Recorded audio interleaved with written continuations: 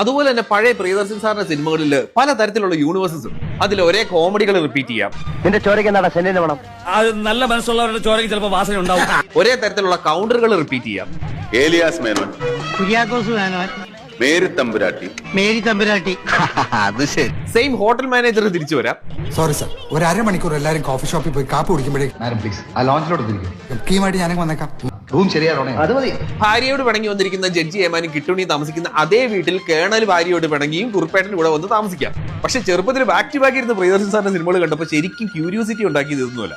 അദ്ദേഹത്തിന് ചില ഫീമെയിൽ ക്യാരക്ടേഴ്സിന്റെ പേരുകളാണ്. ബോയിങ്ങില്, മിന്നാരത്തില്, കാക്കക്കുയില്, വെട്ടത്തില്, വീണ, വെട്ടത്തിൽ വീണ്ടും, ലീന, മിന്നാരത്തില്, മിന്നാരത്തിൽ വീണ്ടും, പക്ഷെ വന്ദനത്തില് ഐ ലവ് യു ഗാഥ.